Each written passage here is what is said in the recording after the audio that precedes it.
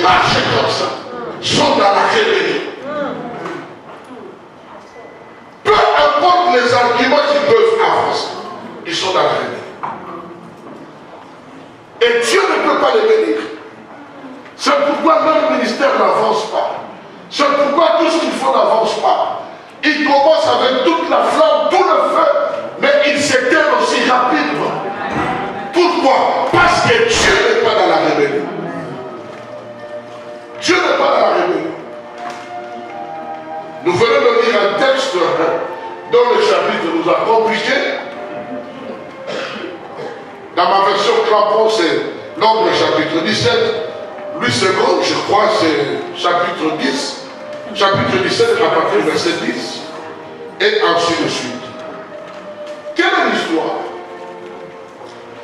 Le peuple d'Israël se retrouve en Égypte par la prophétie de Dieu.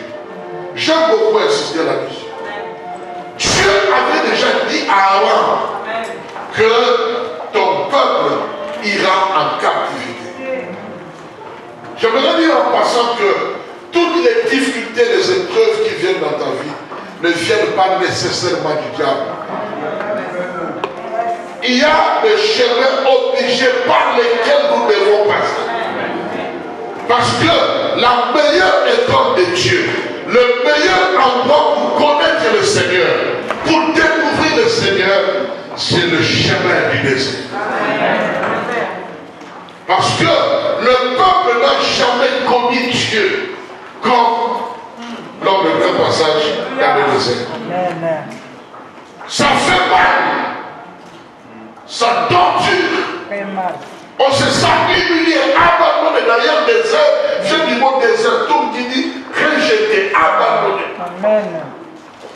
Mais ce sont des moments précieux où ceux qui sont sages ont découvert qui est le roi de gloire. D'ailleurs, la plupart des noms que nous donnons à Dieu, que nous appelons Dieu, ce sont des noms qui ont été découverts car le peuple était dans la souffrance. Amen.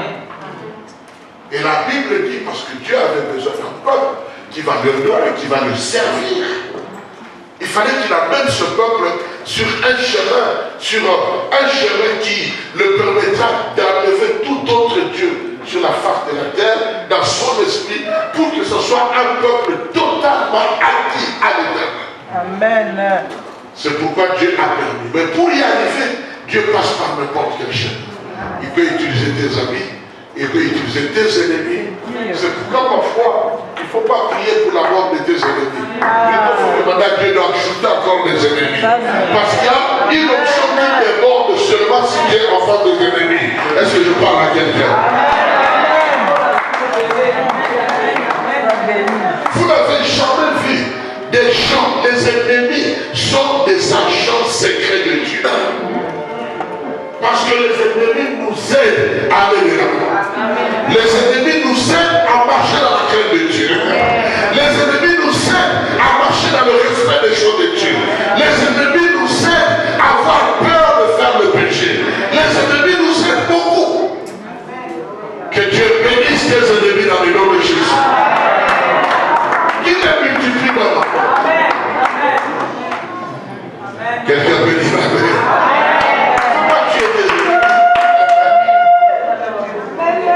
Dieu dit que ce peuple, quand il arrivera, avec tout ce qu'il va subir, quand il va sortir, ce sera un peuple qui va m'adorer.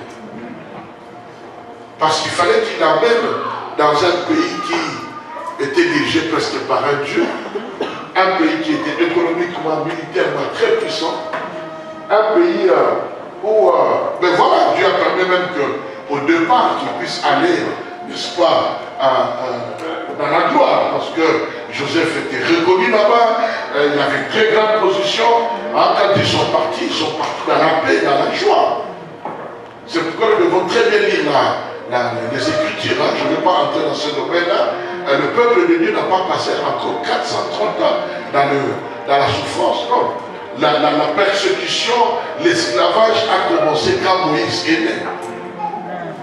Et ils sont sortis un peu plus tôt. Donc le nombre d'années qui étaient prévues par Dieu ne sont pas encore arrivés à leur terme.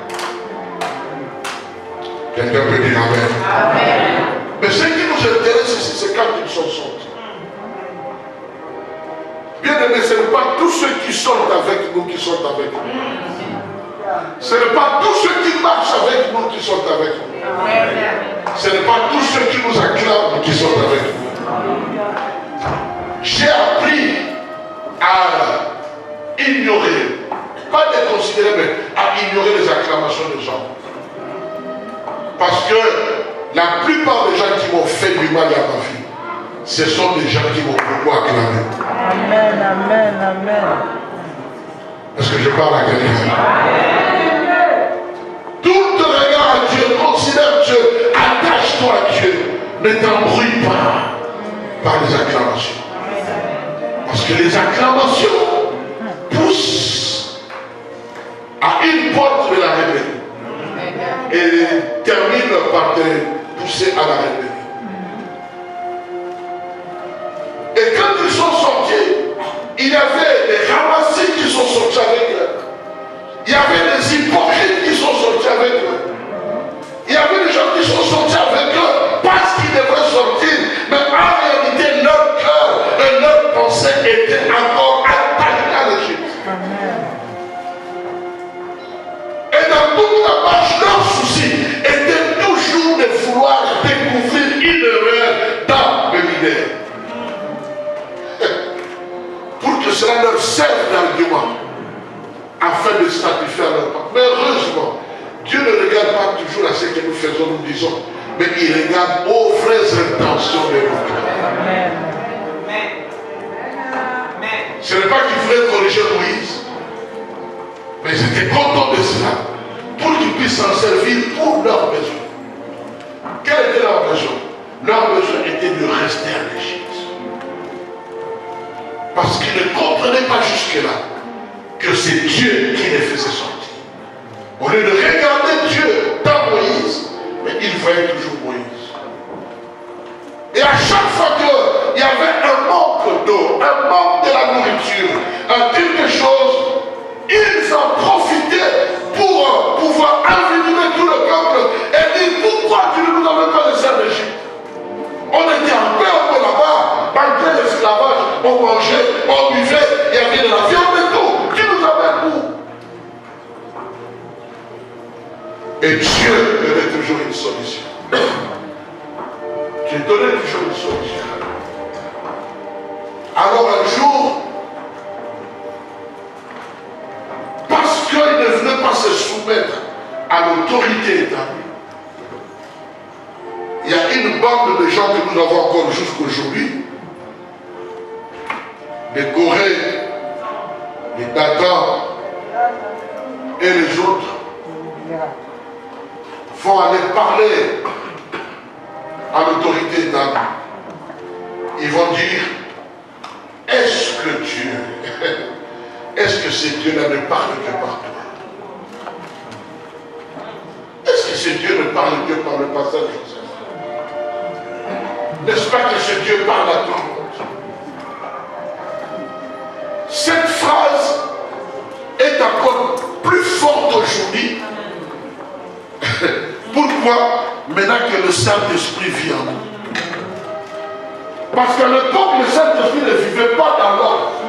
Il venait, il activait la personne qu'il voulait utiliser et il se retirait. Mais aujourd'hui, le Saint-Esprit vit dans nous. Chacun parle avec son Saint-Esprit, partout à Leader Price, à Franck, au stade, à la gare du Nord. Chacun parle avec son Saint-Esprit. Et aujourd'hui, la même question est posée dans plusieurs milieux, dans plusieurs endroits. Est-ce que le Seigneur ne parle qu'à vous? Est-ce que le Seigneur ne se révèle qu'à vous?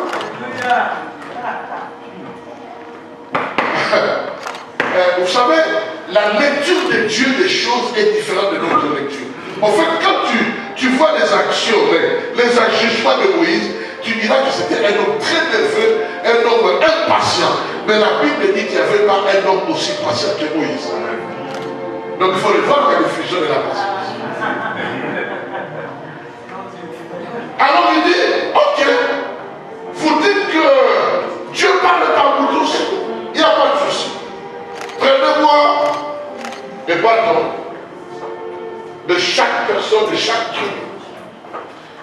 était aussi le bâton d'Aaron à côté. Nous allons prendre ces bâtons et nous allons mettre dans la tente d'assignation. Et nous allons voir demain matin, le bâton qui va fleurir sera le bâton de celui par qui le Seigneur parle. Amen. Vous m'entendez, peuple de Dieu? Le bâton par qui le Seigneur parle. Je me l'ai dit dans l'église, le Seigneur parle à tout le monde. Mais il y a des choses pour lesquelles le Seigneur ne parle pas à tout le monde.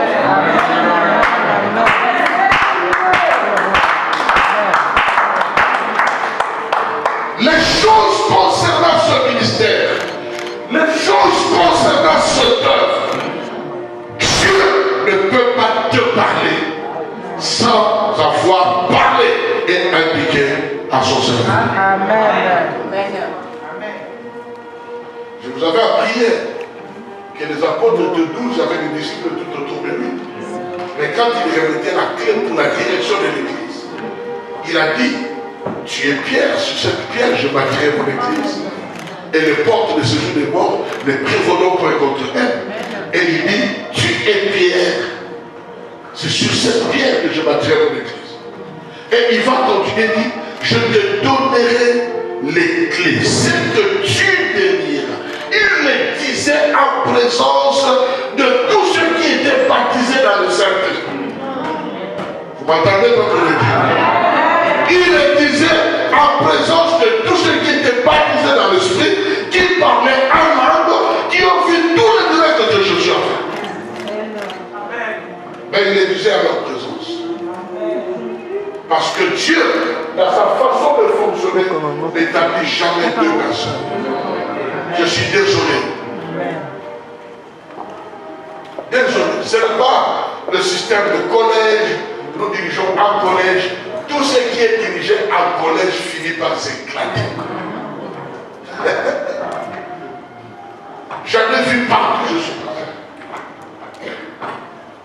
Alors, il a pris les 12 bâtons, il a mis dans la tente d'assignation. Ils ont prié le Seigneur et c'était fini. Le matin, quand Moïse est revenu, quand on a ouvert la tente d'assignation, quand on va regarder, il n'y avait que le bâton d'Aaron qui avait fleuri. Le bâton d'Aaron seul qui avait fleuri. Au vu et au su de tout le monde. Il a pris le bâton, il a dit, voici le bâton qui a fleuri. C'est le bâton d'Aaron. Et nous avions dit, celui dont le bâton va fleurir, c'est celui-là par qui l'Éternel parle. La Bible dit, en fait, la colère de Dieu c'est quoi? La colère de Dieu c'est la manifestation de sa sainteté. En réalité, Dieu ne se fâche pas. Dieu ne se fâche pas. Il n'y a pas de négatif en Dieu. Mais qu'est-ce que Dieu? Il déploie l'éclat de sa sainteté.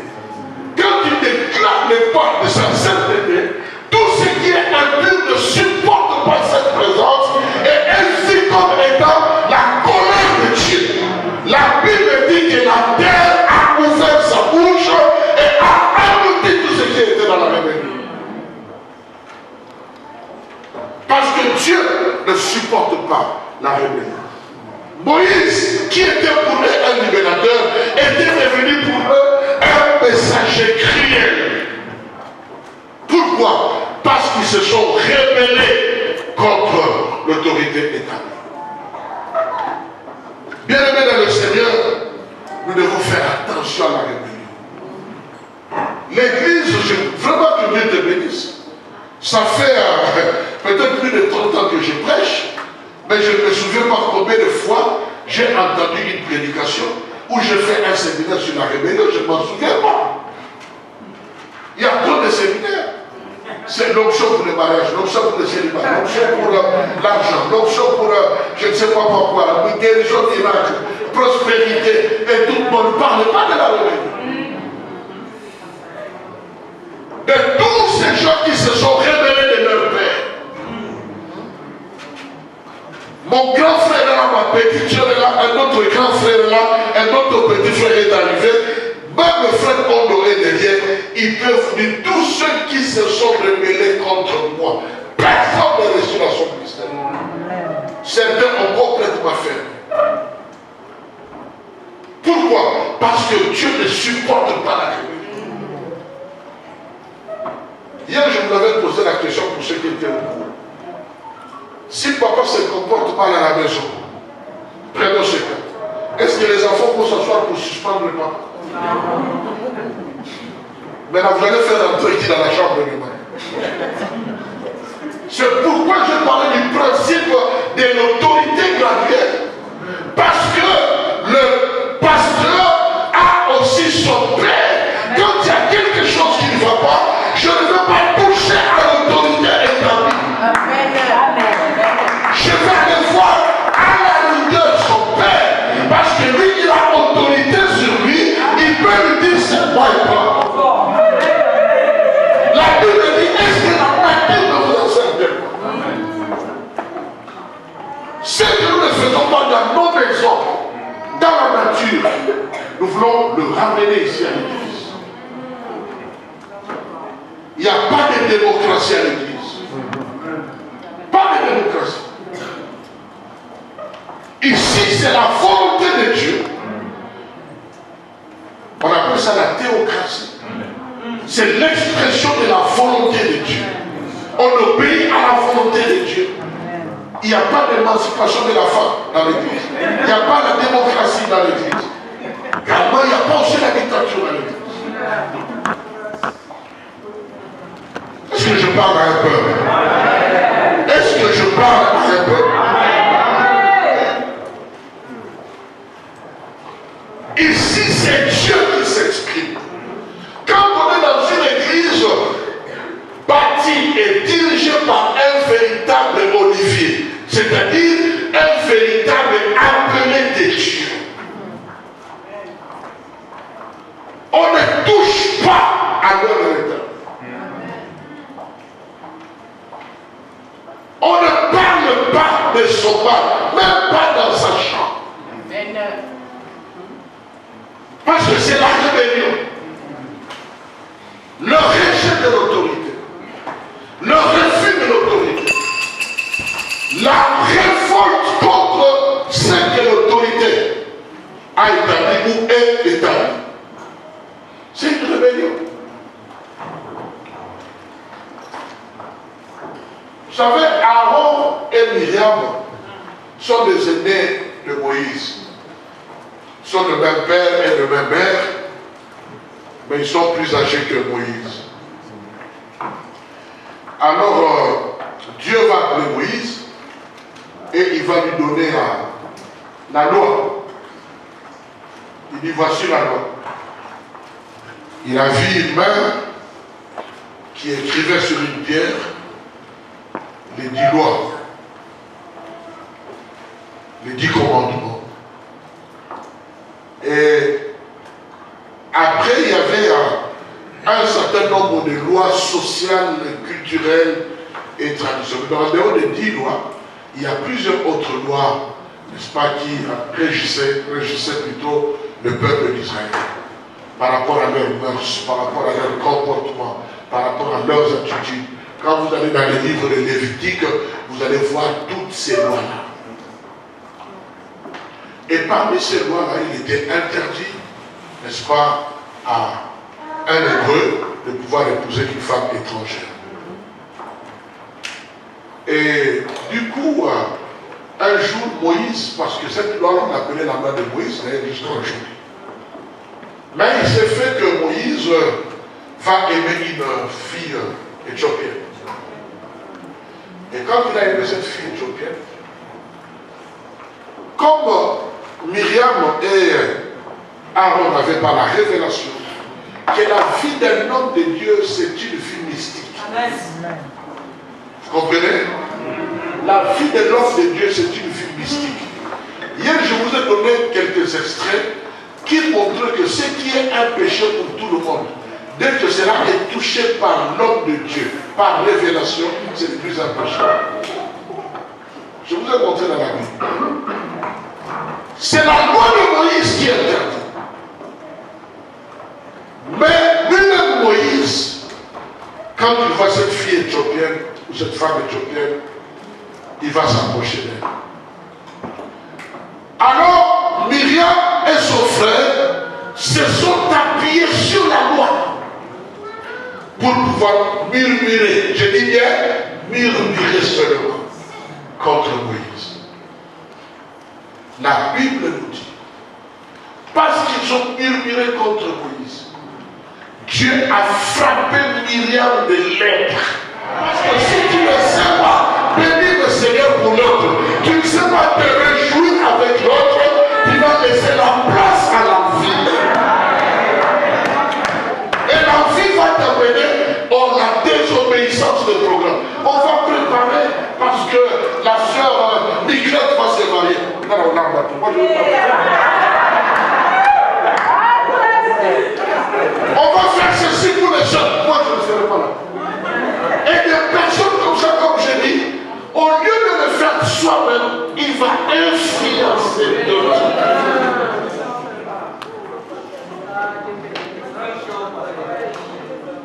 Il faut que l'envie disparaisse de ton cœur. Le diable a commencé, je dirais, par envier la gloire de l'Éternel. Sûrement, il s'est dit à lui-même, pourquoi pas moi? Mais écoutez, je ne suis pas comme n'importe quel ange quand même. Tout ce que j'ai là, je suis le seul. Et d'ailleurs, si je ne veux pas marcher ici, la gloire ici dans les tables, c'est fini. Mais il avait oublié qu'il y avait quelqu'un qui avait mis ça en lui. Ne vous rebellez pas contre vos péchés. Vous avez parlé de rébellion contre les parents et tout. Nous sommes dans l'église. La première porte, c'est l'envie. Comment réagis-tu? Comment est ton cœur quand on donne la responsabilité à un frère, à une soeur? Quand on confie la charge de ceci à une telle personne, comment est-ce que ton cœur réagit? Qu'est-ce que tu t'es dit dans ton cœur? Je vous ai dit tout à l'heure, tous ceux qui sont avec nous ne sont pas nécessairement ceux qui sont avec nous. Il y a des gens qui peuvent venir t'embrasser et dire Alléluia. Moi seul, que Dieu te bénisse. Mais si tu regardes son cœur, il y a des dents comme des cordes et la vie de tout personne.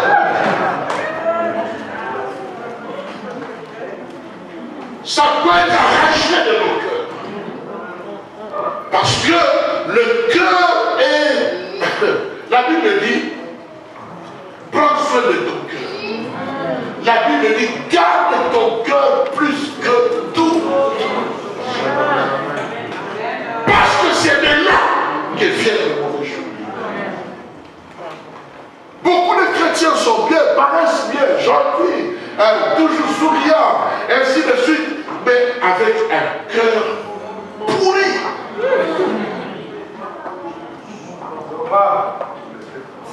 Deuxième porte, la haute opinion de soi. La haute opinion de soi. C'est quoi la haute opinion de soi? C'est-à-dire, moi je connais quelqu'un qui...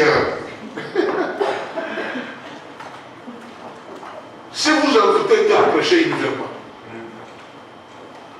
Pourquoi? Il estime qu'il est au-dessus. Qu'est-ce que je peux apprendre de toi? Si vous invitez tel, il ne vient pas. Maintenant, si vous faites beaucoup de bruit sur la personne, il vient.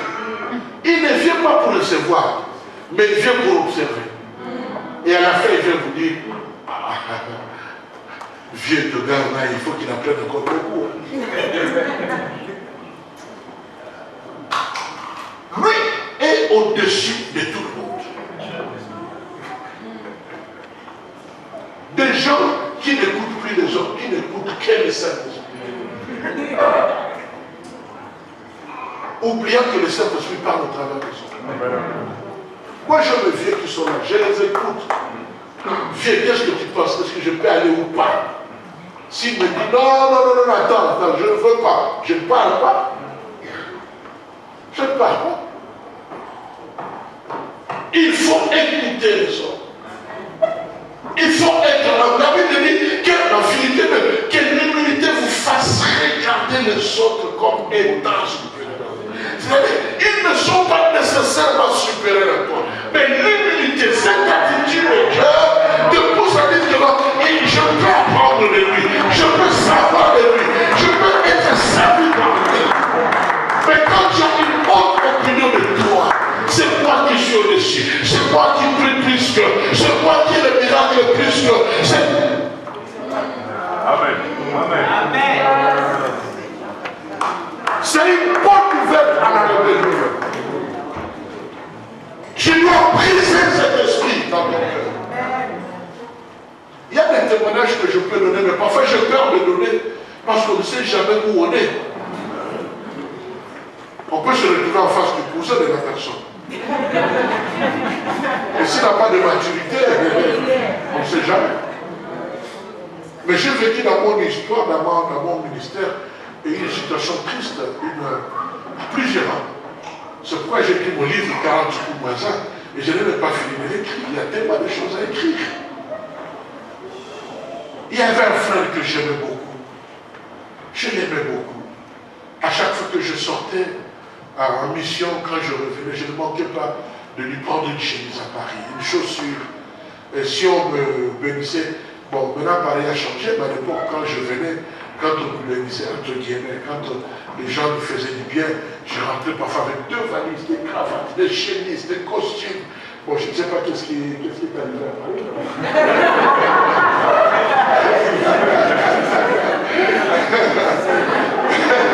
Alors, il était parmi ceux-là à qui je remettais toujours quelque chose. Et l'église grandissait. Vous savez que nous sommes en Allemagne, ce n'est pas comme chez vous ici. Nous, en Allemagne, et en plus à l'époque, quand vous avez 30 mois, vous devez bénir le Seigneur. Amen. Ce n'est pas comme chez vous ici.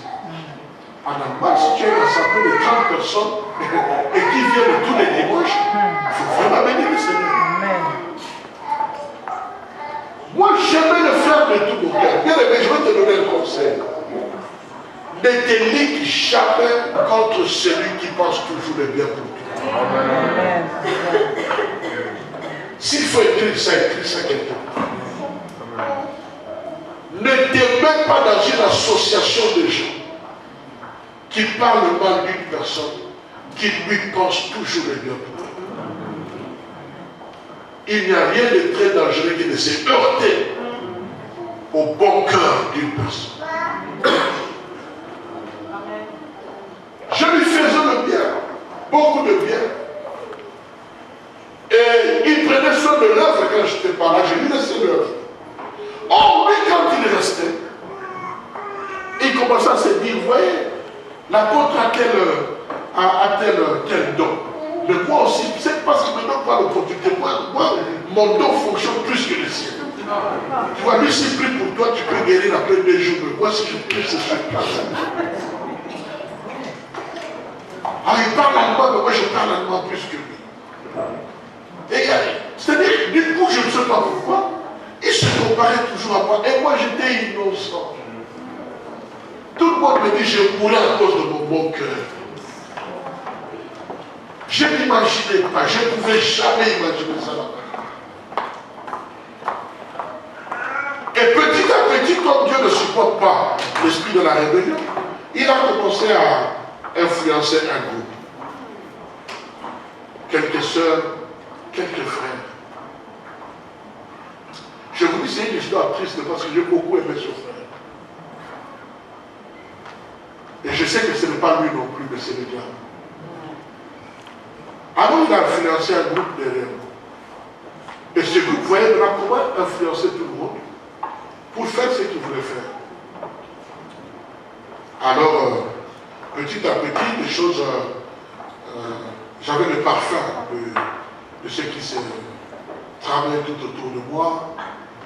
Il avait don, et puis lui-même il commençait à faire avec son groupe, à mon insu. Il va chez les fidèles, il va visiter le Seigneur, m'avait montré quelque chose, et puis il vient, il prie, il met de l'huile à gauche, à droite, et puis il entre parfois dans une maison, il dit, Mais comment est-ce que le pasteur vient ici? Oui, il est déjà venu 7 fois, mais comment il ne voit pas ça? Il dit quoi? Il dit, le pasteur est venu ici, oui. Il n'a pas vu ça. Il dit, mais le Seigneur, ça fait déjà 2 ans, 3 ans que ça est là. Et le gars, il voit aller. Il dit, mais tu vois. Ça veut des gens qui voient tout. Et vous aimez les gens comme ça. Sauf s'ils voient d'abord, là, tu es contre. C'était comme ça. Jusqu'à un jour où c'était trop. C'était trop au point que j'étais obligé. J'étais en mission. J'étais obligé de pouvoir couper la mission, revenir et lui demander de venir me remplacer. Vous comprenez bien les mecs? Est-ce que vous êtes avec moi? Le frère était en totale rébellion contre moi. Je ne savais pas. Et à cause de cela, quelqu'un m'appellera pour me dire, il dit, mais pourquoi tu voyages beaucoup parce que tu veux prendre de l'argent, parce qu'on te donne de l'argent, et tout, alors que tu parles même pas l'allemand mieux que lui, et mieux que moi, et blablabla. J'ai dit, alors c'est comme ça. J'ai pris mon appareil, je l'ai appelé. J'ai dit, voilà ce que j'ai appelé. Ah ben oui, ah bon? J'ai dit, alors est-ce que tu peux venir me remplacer? Continuer le travail que je suis en train de faire. Posez-moi la question, qu'est-ce que je faisais comme travail? J'ai dirigé l'église, mais j'étais invité pour interpréter le pasteur qui était venu de l'Afrique. Je n'étais même pas parti plus. Je devrais l'interpréter. Et quand il prie pour qu'il y ait quand même beaucoup d'options, je joue au piano. C'était mon travail. Je le faisais volontiers. Je dirigeais l'église. Mais si on a besoin de moi, je pars. Je lui dis, il n'y a pas de souci. Alors tu peux venir. Oh, mais je n'ai pas l'argent. Je dis, non. Prends l'argent sur le compte et puis tu payes le transport, tu viens. Et moi, je vais te rembourser l'argent. J'étais là avec ma femme et notre premier fils. Je lui ai dit, demain matin, on rentre. Il dit, mais pourquoi? J'ai dit, non, on rentre demain. Et le gars est venu vers 0h, 1h du matin. Je lui ai remis l'argent, le billet. Moi, le matin, je fais des clics et des claques avec mon épouse et notre fils qui avait à l'époque 2 ans. Et nous avons pris le train, nous sommes rentrés. À l'époque, nous prions l'après-midi. Donc on est arrivé vers 14h30, on est allé au culte. Après les cultes, j'arrive à la maison vers 17h30, 18h, il y a un coup de fil. Et le coup de fil me dit ceci. Nous avons un souci. Je dis, quel souci? Il dit, tu vois le frère que tu as demandé qu'il puisse te remplacer? J'ai dit oui. Il dit, mais nous n'avons pas compris. Il interprétait bien. Mais à un certain moment, si le pasteur dit 8, lui il dit un autre chiffre. Si le pasteur dit 3, lui il dit 6. C'est-à-dire qu'il y avait la confusion dans ce qu'il était en train de dire. Mais nous avons pourtant remarqué qu'il parle allemand mieux que toi. Effectivement. Il a été venu en Allemagne avant nous. Et on n'a pas compris. Et puis bon, finalement, le culte a pris quand même fin. On est revenu à la maison. Quand on est arrivé à la maison, on regardait la télé. Du coup, quelqu'un criait, il a fait ah! Et puis il s'est levé. Quand il s'est levé, il a commencé à parler partout. Il parlait. Il parlait avec les gens qu'on voyait. Ah, laisse-moi. Il parlait avec. Je vous dis, une vérité avec beaucoup de douleur. C'était en 1995. 1995. J'ai dit, et quelle est la suite de l'histoire? La suite de l'histoire est que il est allé à la gare et dès qu'il est arrivé à la gare, ils ont vu un train. C'est à ce moment-là, quand il voulait prendre le train, que ce frère-là m'a appelé pour me dire, je ne sais pas quoi faire. Alors je lui ai dit, dans ces cas, appelle la police pour qu'on puisse... Quand il a fini d'appeler, il regarde, il n'y avait plus de train. Alors il s'est dit, le gars m'a pris le train pour rentrer. Mais je vais vous dire une chose, avec beaucoup de douleur dans mon cœur. Depuis qu'il a pris le train en 1995, jusqu'à aujourd'hui, on n'a plus jamais vu. Il a disparu. On est allé à la gare poser la question, on a donné des heures précises. Le chef de la gare dit, à cette heure-là, il n'y a pas de train. Il n'y avait pas de train. Je vous dis qu'il a disparu jusqu'à aujourd'hui. Au moment où je vous parle, il est considéré comme mort dans la famille. Ça m'a créé des problèmes au point que j'ai été invité auprès de la police criminelle, vous dites, à plus de 3 fois. Je lui ai dit, non, quand les choses se sont passées, moi j'étais chez moi. 2 jours après, une femme va aller téléphoner son avocat. Pendant qu'il voulait téléphoner son avocat, l'avocat ne prenait pas. Quand il s'est retourné, il regarde la maison a pris feu. Il entre dans la maison, il avait des jumeaux. Un était brûlé complètement. Et un autre était encore en vie. Le temps de pouvoir sortir l'un pour l'amener à l'hôpital. Moi, je ne savais pas, j'étais à la maison. Je dirigeais l'église et j'étais à la fois étudiant. Et donc, on va m'appeler pour me dire que, frère Martin, j'étais même pas ordonné. J'étais même pas ordonné. Frère Martin, qu'est-ce qu'il y a? Il parle ainsi que les enfants sont brûlés comment? Viens à l'hôpital. Je cours à l'hôpital. Il n'y a plus de salut pour lui, donc c'était fini. Carbonisé. Et l'autre, tous les cheveux, les filles, les cheveux brûlés, tout et tout. Je dis, mais qu'est-ce qu'il y a? Il dit, viens prier, pardonne-moi, parce que j'étais ensemble avec le frère et nous avons commencé à faire des choses contre moi. Je lui ai dit, mais, et puis c'était une grande soeur du quartier. Je lui ai dit, mais quand toi tu me connais dans un lait qui va quartier. Je ne suis pas ton petit frère du quartier. Qu'est-ce qu'il y a? Un enfant est mort, l'autre est vivant jusqu'à aujourd'hui. Mais ils ne sortent qu'avec des masques. Parce que s'ils ôtent le masque pour sortir, tous les enfants, des pauses. C'est alors qu'il nous dira, nous ne sommes pas seulement à 2. Nous sommes avec tel. Nous sommes avec tel. Nous sommes avec tel. Vous voulez que je vous dise la vérité? La troisième personne a quitté l'Allemagne pour venir ici et il est mort ici. Il est mort à Meaux. Il est mort. Chers frères et sœurs, la rébellion peut détruire toute ta famille. Mais qu'est-ce qui l'a entraîné dans cette situation? Une haute opinion de soi. C'est moi qui suis. C'est moi qui chante plus. C'est moi que Dieu utilise plus. Mon père, l'apôtre Léopold Moutoukoukala, me dit toujours une phrase. Il dit, on reconnaît la grandeur d'une personne dans sa capacité de s'asseoir et d'apprendre les choses.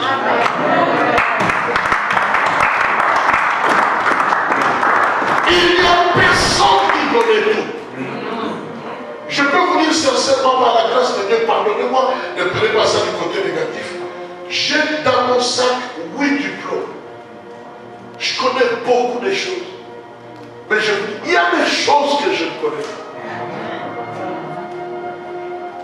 Et j'entends votre pasteur, je reste 1 mois à l'église.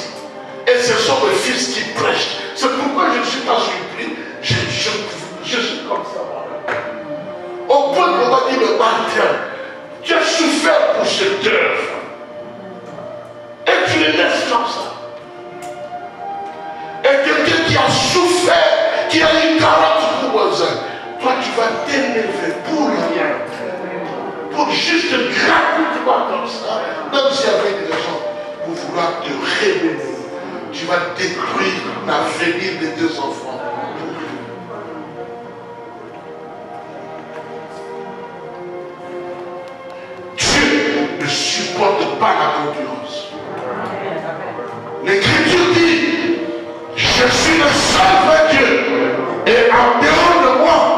n'y a point de Dieu.